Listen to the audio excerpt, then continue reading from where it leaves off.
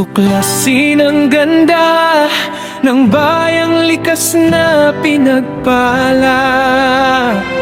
Sa hilaga ng Camarines Norte, may paraisong kay sarap makita. Ito ang Santa Elena, bayang mahal ng bawat isa.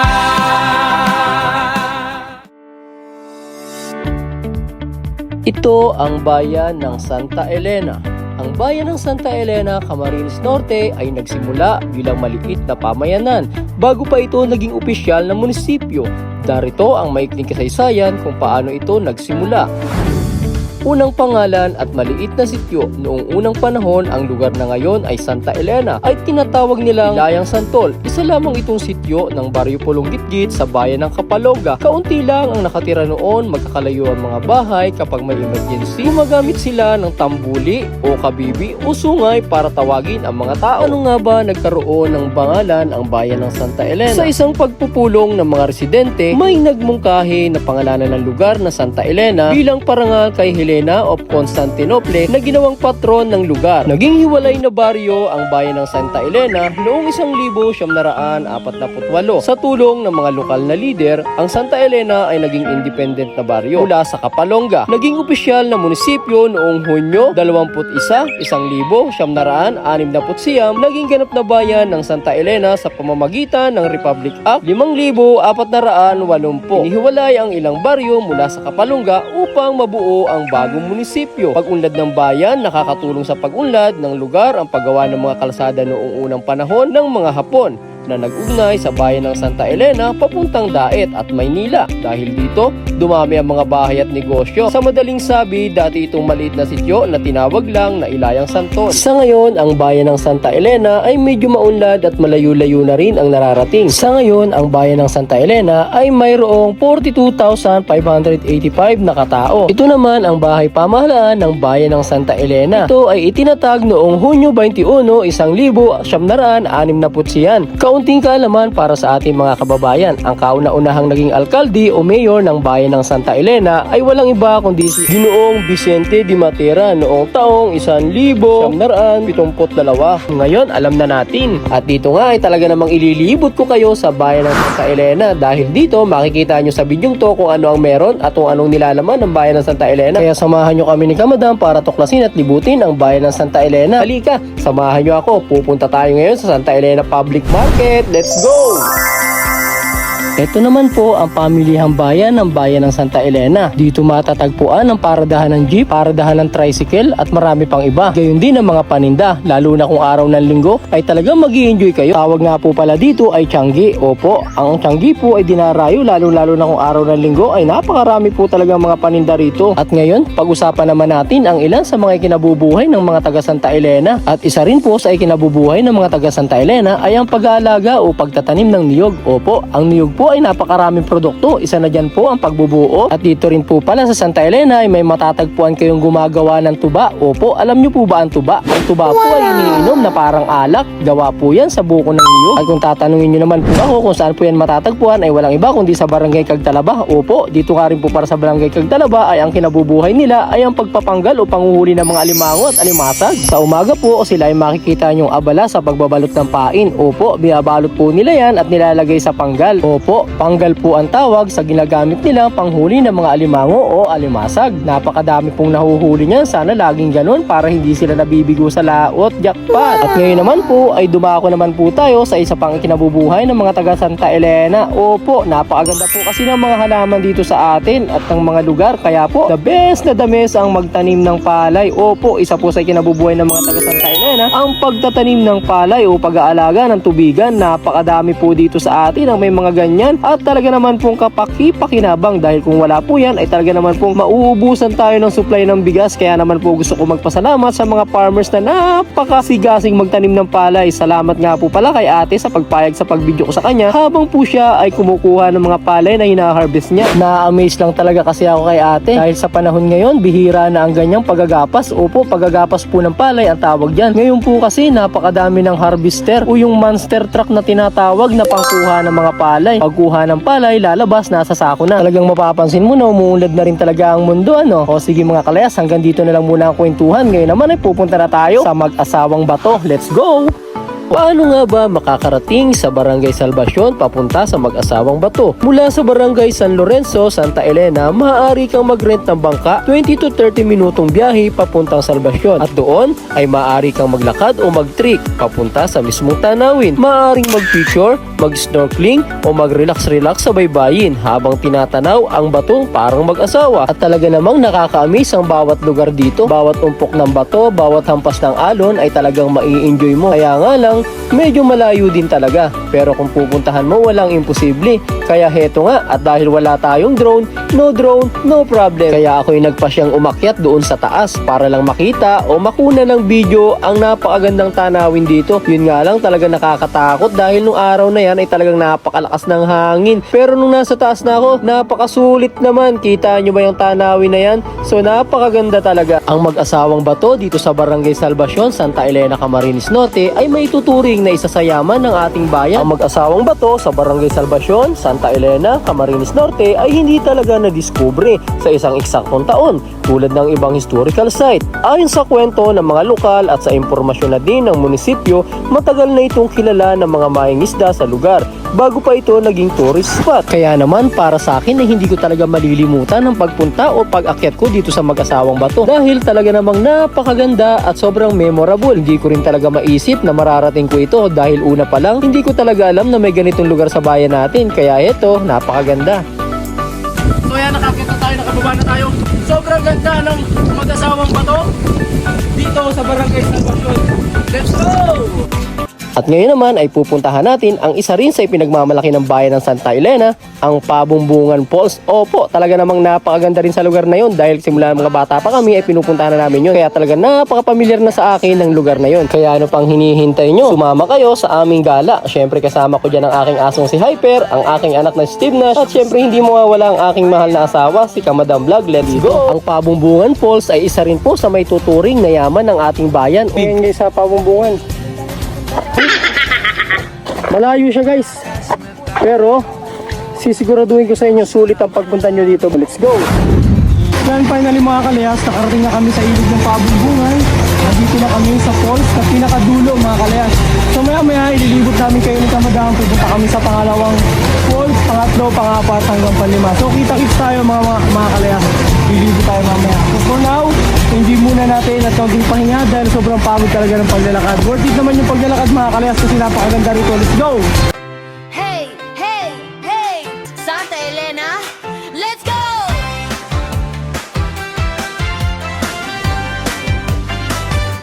Ako si Kalayas, tara na't sumama sa ganda ng lugar, ikaw ay mamamangha. Init ng araw, sob na agad dyan sa Pabumbungan, saya walang hanggan. Ako si Kamadam, halika na't sumama, tara na't sumama sa Pabumbungan, napakaganda. Preskong hangin, sarap sa pakiramdam, sa bawat patak, ligaya'y tunay. Tara na, Pabumbungan na, ligo-ligo sa tubig na kay lamig pa, kasama tropa, saya walang kaba. Sa Santa Elena, panalo ka na. Taas kamay, sayaw sabay, Pabumbungan number one. Tara na, wag nang maghintay, sa Pabumbungan saya'y tunay. Pamilya at barkada, sama-sama, balikan mo, tarakan. Hey, hey, hey, Texas! Kita-kits sa Pabumbungan. Naghahanap ka rin ba ng sulit, quality, at affordable na staycation ngayong summer? Ano bang hinihintay mo? Tara na sa De La Veda Resort. Ano nga bang meron sa De La Veda Resort? Tingnan natin. Let's go! Welcome sa De La Veda Resort. Kung naghahanap ka ng magandang pupuntahan ngayong summer, ay ito ang pinaka-the best na staycation na may relaxing at napaka-instagrammable na mga kubo. Sulit talaga ang lugar na ito. Ito nga pala ang isa sa mga ino-offer nilang rooms. Ang tawag nila dito ay VIP Suites o Hiraya Charlie Bay. For only 4,000 pesos, 2 air-conditioned rooms na. Good for 4 packs na din at expendable up to 20 packs. Napakasulit, diba? Meron na rin itong malaking kitchen and private CR with balcony and seashore view. At eto naman ang tinatawag nilang Marilag Dominica Coast. Napaka-unique at talaga namang napakamura rin ito for only 3,000 pesos. Air-conditioned room na rin ito with double deck beds. Sulit. For 10 packs na nga rin pala ito with CR and balcony. Talaga namang napaka-the best. At kung ang hanap mo naman ay mga native na kubo, huwag kang mag-alala dahil meron rin sila dito na kung tawagin ay Alon Rooms. For only 1,000 pesos, meron ka ng cabin style house na napaka-unique. Good for 2 and 4 packs na nga rin pala ito. At meron na nga rin pala itong electric fan, siguradong hindi ka nababanasin, at seashore view na napakagandang tanawin. At meron din sila ditong tinatawag na villa. Tala is na suit for only 2,000 pesos. Good for 3 packs na rin pala ito at air condition with comfort room. Talaga namang napakaganda rin ng lugar na ito. Sigurado magiging komportable ang pagtulog nyo dito dahil para lang kayong nasa bahay. At home na at home ang datingan. Talaga namang napakalaki ng mga tulugan. At hindi lang yan, may malinis at napaka-unique na color din ng CR. At hindi lang yan, napakalakas nga rin ng tubig sa gripo. At eto naman, ang pinakamalaki sa lahat, ang tinatawag nilang Amara Dolores Dalampasigan for only 6,000 pesos. Sayong-sayo na ang whole house up and down. 3 air-conditioned rooms with balcony and spacious garage. Talagang may enjoy mo ang pagtuloy dito. Kasama na rin dyan ang seasides and Pespan view. Good for 15 to 20 bucks na nga rin pala ito. Super laki, diba? At meron nga rin pala sila ditong super laki at napakalawak na function hall. Pwede dito ganapin kahit anong event. Wedding event, birthday event, o kahit debut event, o kahit anong event pa. Basta super laki talaga. For only 2,000 pesos, 5 hours na. Sulit, diba? At kung ang hanap mo naman ay mala Titanic na vibes, aba, huwag kang mag-alala dahil meron sila ditong tinatawag na Azuri Alon. Opo, napakalaki nito. For only 8,000 pesos, barco pool style experience na. Talagang napakasulit dito kasi napakalinaw din ang swimming pool. At hindi lang yan ha, meron na nga rin pala ditong CR o comfort room at meron ding isang room sa ibaba. Wow, napakalupit ano? Talaga namang up and down din yung tulugan nila. Perfect na perfect ito para sa family and tropa. Napakalinaw talaga ng swimming pool. Parang gusto ko na tuloy maligo. At meron nga rin pala dito yung swimming pool para sa bata. Kaya safe na safe ang inyong mga anak. Tingnan naman natin dito sa itaas. Ang ganda naman dito. Meron din silang malaki, malawak at napakagandang music area. Pwede kayo ditong mag-party-party ng tropa or yung family mo. At meron na rin itong kasamang rooms. Aha, napakaganda no? Ang lawak. At dalawa na nga rin pala ang bed dito. Sulit na sulit talaga. Meron na nga rin pala itong kasamang cottage sa taas. Wow, perfect na perfect ito para sa boodle fight. Ito naman ang tinatawag nilang amihan room. Style, 800 pesos lang. Good for 2 packs na rin. At may electric pa na din. Ang lupit ano? For booking and reservation, look for Giovanni. At pwede nyo rin silang makontak gamit ang mga numero na nasa screen. Kung excited na kayo, mas lalo na ako. Kaya ano pang hinihintay natin? Tara na, pumunta na tayo sa De La Veda Resort. Let's go! So yan, what's up mga Kalayas? Magandang umaga. Ako po si Kalayas Vlog at syempre kasama ko ang aking partner na si Kamadam Vlog. Ayan. At for today's video, ngayong araw na ito, ngayon mismo pupuntahan na namin ni Kamadam Vlog ang isa sa pinagmamalaki ng ating bayan ng Santa Elena at isa rin sa may pa-contest nitong event na ito. Walang iba kundi ang De La Veda Resort. So ayan, watch out mga Kalayas. Sundan nyo at panurin nyo ang aming mga gagawing pag-explore kung saan papunta at kung gaano kaganda ang De La Veda Resort. Syempre, sumama kayo para makita ninyo. Let's go! Ngayon nga ay pupunta na tayo sa De La Veda Resort. Bago ka nga pala makapunta doon, magmula dito sa bayan, ay kailangan mo sumakay ng motor o jeep para lang makapunta doon. Magmula rito ay kailangan mong baybayin ang kalsada papuntang De La Veda Resort. Dito ay dadaanan mo ang barangay San Vicente na talaga namang isa rin sa napakagandang barangay. At dito nga ay nasa San Vicente na tayo. Makikita nyo sa daan ang kanilang karatula. Ayan, shout out sa De La Veda Resort. Ito nga po pala ay matatagpuan papasok o sa crossing ng papasok ng Nagsingi. Opo, Ang Nagsingi po ay sityo ng Barangay San Pedro at dito nga ay papasok na tayo ng Barangay Nagsingi. Napakaganda nga rin po pala ng barangay na ito. Shout out sa inyo. Ang pagpunta nga po pala sa De La Veda Resorts ay talaga namang nakaka-enjoy at nakaka-amaze. Nature na nature kasi ang vibes dito at talaga namang nakaka-relax pagmasdan. Talagang ang gaganda ng mga punong kahoy, ang tataas, ang kakapal ng mga dahon, malayong malayo sa mga usok ng Maynila at talaga namang napakaganda ng barangay na ito. Dito nga po pala ang Barangay Cagtalaba kung saan matatagpuan ang De La Veda Resort. Bago ka nga po pala makarating ng mismong barangay ng Cagtalaba ay bubungad muna sa iyo ang karatula o signboard ng De La Veda Resort. Magandang araw sa inyo mga kalayas at ngayon ay nakarating na nga tayo dito sa De La Veda Resort. Dito lang ito matatagpuan sa Barangay Cagtalaba at hindi naman kayo maliligaw dito dahil pagpunta nyo dito is makikita nyo agad ang signboard ng De La Veda Resort. So ayan, titingnan natin kung anong meron dyan, kung anong natatagong ganda ng De La Veda Resort. Dahil dyan, samahan nyo kami. Doon ang punta natin. Yan, let's go! At dito pa lang sa daan ay kapansin-pansin ang napakagandang ambience. Wow, napakaganda talaga ng lugar na ito, nakaka-amaze. Shoutout nga po pala sa may-ari nito. At eto lang ang masasabi ko, sulit na sulit talaga yung biyahe sa pagpunta rito dahil napakaganda ng pwesto. Meron silang malawak at napakalaking compound kaya pasok ang inyong mga sasakyan. At napakababait nga rin po pala ng mga tao dito. Meron nga rin po pala sila ditong tindahan na kung saan makakabili kayo ng inyong mga pangangailangan tulad ng tubig, mga pagkain, soft drinks at iba pa. At dito rin makikita ang signboard ng entrance fee at meron din sila dito mga paalala o patalastas para sa ating mga gamit na dapat naman talaga ay ating iniingatan. Talagang napakasulit ng lugar na ito. Yo! Halina't sumama, sa'yo'y abot kamay na sa De La Vida. Buhay ay sigla.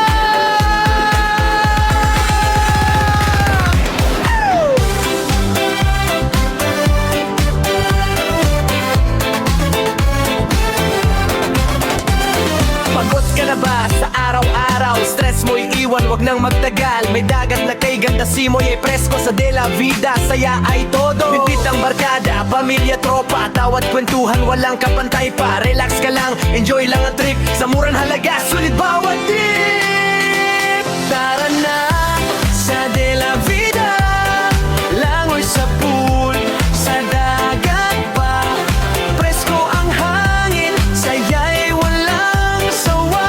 De La Vida, saya talaga.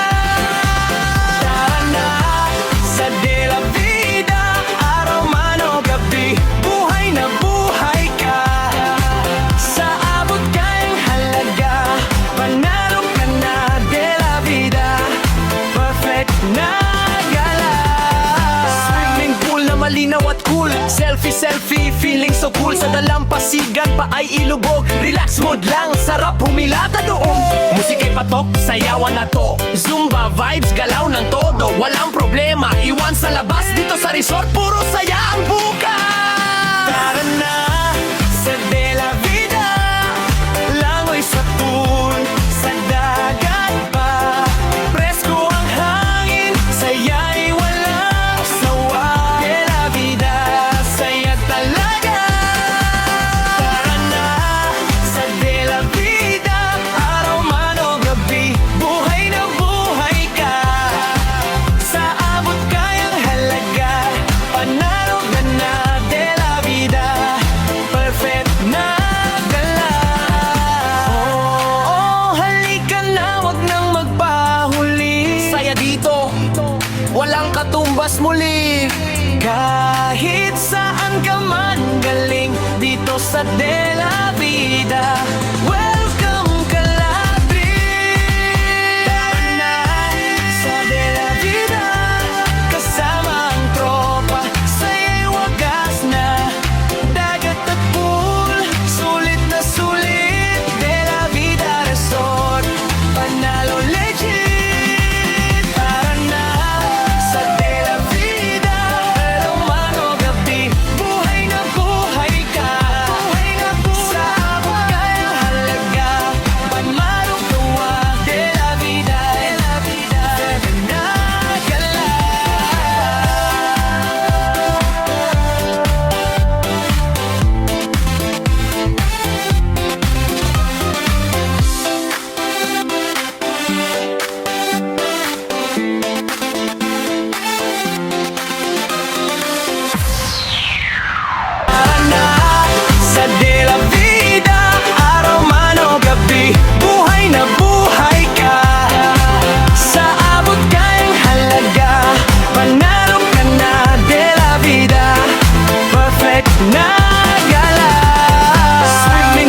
malinaw at cool. Selfie, selfie, feeling so cool. Sa dalampasigan pa ay ilubog. Relax mood lang, sarap humilata doon.